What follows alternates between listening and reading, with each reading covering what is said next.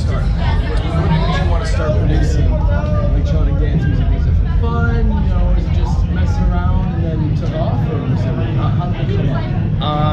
It actually started, funny story, because it was at Roxy nightclub. I had started off as like a small little promoter, passing out flyers just because I was broke boys from college and wanted to get into parties and stuff for free. And I remember there was this DJ that was opening up, and not to knock him or anything, but it was just like, he just looked like he had no care in the world up there, and he's just like getting trashed. His like transitions were terrible, his music selection was terrible, and I sat there like, and I was like, oh my god, yeah, I could do a better job if I went up there. And my buddy was like, you should do that, you should DJ and get up there. And I was like, I think I could? And he was like, yeah. So that same week, I had worked at Olive Garden at the time. I took all my tips and bought this small little mix deck thing and started learning how to DJ. And then I DJ'd my first gig at a hookah lounge and that my friend owned. And people were like, wow, you're actually really good at this, you should keep going. And I was like, all right, bet. And then that's what triggered everything. So that is awesome. Yeah. That is awesome. Shout out to whoever that DJ was. Yeah. So for those who don't know, what kind of style would you say your music mostly favors? So I play a lot of deep experimental. So it's basically more melodic sounds, and it's just got a deeper vibey feel. So it's like, it also has a lot of high energy to make people want to headbang and jump around and stuff like that. But it's not so much about 1, 2, 3, jump, everybody break your neck type stuff. It's more of like a vibe that everyone can connect with each other, and like through the music and the sounds, it's like I'm connecting on a personal level with the crowd, and like we're just vibing off of each other. And you know, like I like a lot of my friends to be with me in the booth, and we'll like hug each other and jump around and just have a good time. That's what it's about. Because for me, that's what music is. It's an escape to have a good time and not have to worry about the bull crap. It's an escape. Yeah, it's an escape. So that's really cool. That's really cool. How was the show? It was great. Yeah, we played Friday night at the Wide Awake Art Car, and it was the whole city showed up. I literally saw, like, it was like if I was walking the streets of downtown Orlando, like literally everyone that like goes to all my shows at all the clubs all showed up to support, which meant a lot, because I was like, damn, dude, my city really showed up for me. Yeah. All of my best friends were there vibing with me on just like we always do at the normal clubs, because everyone's having a great time. It's a massive crowd, and it was really dope to like play different music, because like everyone else is playing like heavy rhythm and like house and stuff like that, and then we were able to switch up the vibe and play our style, and everybody loved it. So it was dope.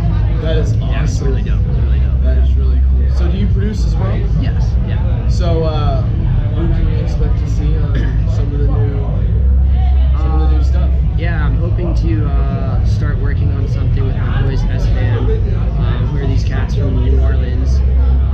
I've worked on a track with them previously before when I was in I used to be part of a duo called Purge, and I actually separated because I wanted to do my more vibey sound, while he wanted to do more of like the mainstream sound stuff. And I love him to death. He's still my bro, and he's still killing the game and stuff like that. But I did a track with them, and it was actually them that kind of got me starting to like vibe into this new sound, because it's what they play. Yeah. And I was like, wow, like listening to all their music, they send me all their unreleased stuff, and like I was like, wow, this is really dope. So they're the ones that kind of like opened the doors for me to start moving into this direction. So I'm gonna work on some music with them.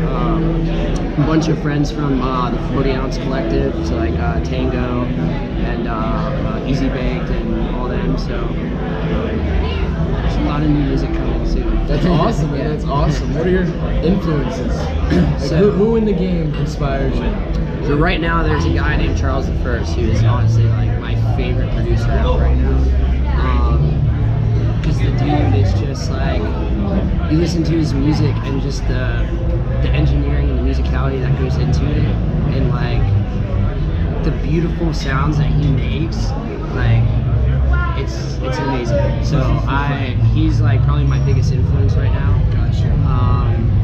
And I take a lot of what I play and how I make my music and stuff. A lot of it's influenced off of him. So, Wow. yeah. That is so cool. That is awesome. So you grew up in Orlando, and now you're playing at EDC. Yeah, it's EDC pretty in surreal. Orlando as well. Yeah. How does that make you feel? It's amazing. I remember walking into Tinkerfield in 2011 as a patron, and I had to stand outside for weeks prior, passing out flyers to be able to get a ticket to come in. And I walked in and was like, wow, this is so cool. I've never been to one of these things before. And I remember being on like one of the rides and thinking, wow, this is so cool. I get to ride a ride while I listen to Rehab play in the background. And it was like really dope. And then fast forward now, years later, as an artist, not only just as an artist, but like being able to, come in here and like I know all the other artists playing and like we're all friends and we get to, sit down and talk and we'll be like, yo, let's start a track together this week. And it's like, okay, yeah, bet, send me some stuff. It's a great network opportunity.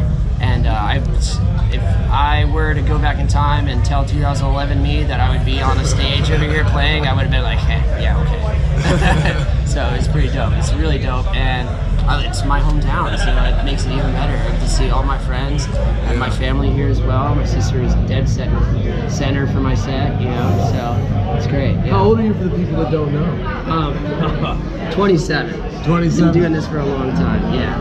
But as I get older, I feel like I get more focused. I stop trying to party so much. I stop trying to, my focus has been zoning in more, which is dope, and I think that's what's contributing to the fact that I am being able to do what I do. So, yeah, age is definitely been helping me out, and it's awesome for producers that can come out and do this stuff at such a young age. But obviously, it's also a great feeling knowing that I went through a huge journey in all these years, and it's finally paying off. So. That's really cool. Speaking of age, I'm like 52 and I'm here and enjoying this. Yeah, no, I'm not age the is only just a one. number. I mean, there's like Age is just a number. It's all about, your heart and how you feel, and if your love for the music. I mean, I'm probably gonna love this. I'm probably gonna try to go to festivals until I literally physically can't anymore, So, I will definitely be at EDC every year until I'm probably like 80. So age is definitely just a number, but like there's so many like young producers getting out there right now, so it's like for a lot of us older cats, it's been like, oh crap, yeah, hurry up, let's do this. So. What's your favorite synthesizer? You have one? Right now there's I love Serum. I love using Serum. That's the VST that I use the most. But there's a new one that everyone's been using. It's called. I haven't dove into it yet because I don't know. What DAW do you use? Ableton. Oh, okay. Yeah. I used to use Pro Tools because my buddy that I was in a duo with, he actually taught me how to produce, and he used Pro Tools. But I found that it was easier to work. The workflow is so much smoother and everything with Ableton. Who are you guys looking forward to seeing tonight? Definitely Zoo. It's on the top of my list. Yeah. I hope he does some. Zoo. Eric Prid's always been a huge fan of Eric Prid's. So looking forward to them. My boy Nitty Gritty is playing at Corona Beach, and he's doing like a Nitty Gritty and Friends thing. So it's going to be a bunch of homies up there. So I'm looking forward to that set as well. So That's awesome. yeah, it's a lot of talent today. A lot of talent. It's been a lot of talent this weekend. Yeah, it's been a good show. Yeah. Nitty Gritty did amazing today. We saw him. We got here early. Yeah, it's awesome. 'Cause he's actually, he's from Miami, but he comes to Orlando all the time. So he's pretty much like an Orlando native as well. So it's definitely a big turnout for him always. That's awesome. Did you ask him about being signed to Insomniac? Yeah, how is it being signed to Insomnia? Oh, it's great. Yeah, it was out of nowhere, honestly. We actually did a song. So when I was in Purge, I did a song with Bonnie and Clyde. It's called Torn, and that got signed to Insomniac Records, and which was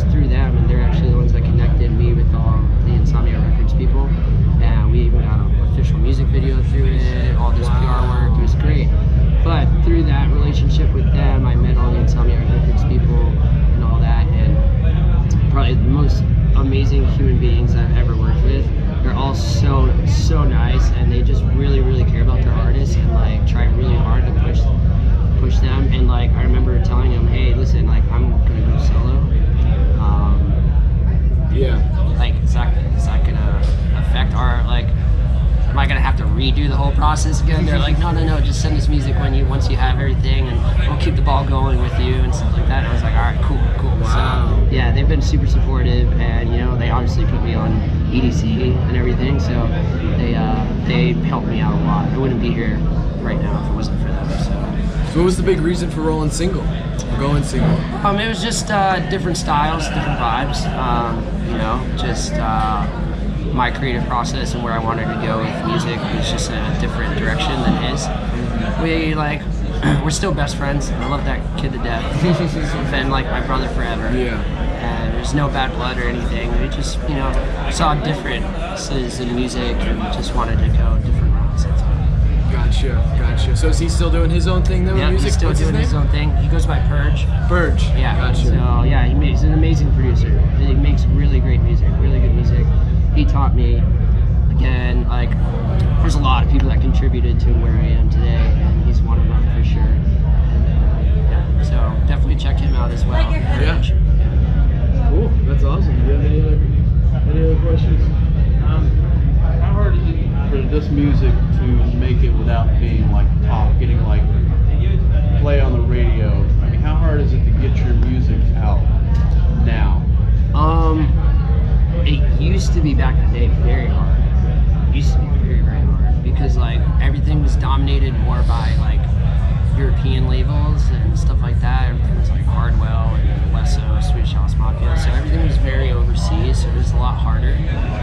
But now, nowadays, most of the bigger brands and stuff are actually like U.S. brands that grew up. So, and being, you know, we all connect with each other. Like we're always at a festival running into each other and stuff like that. So it's really just all about networking and like, you know, being able to like go up and talk to people. There's a lot of people that are like really scared to be like, oh, like crap, I'm not gonna run up to 12th Planet and say hi. Like it's 12th Planet. It's like really everyone's really nice. So like if you run up to them and be like, hey dude, like I love your music, I produce as well. Can I get an email to send stuff? And then like a lot of them will give you emails and stuff like that. There are some few that will be like, leave me alone. But it's very rare that you run into one of those people. Everybody's very humble, everyone's cool. So. Gotcha. That's Still awesome. consider this music underground?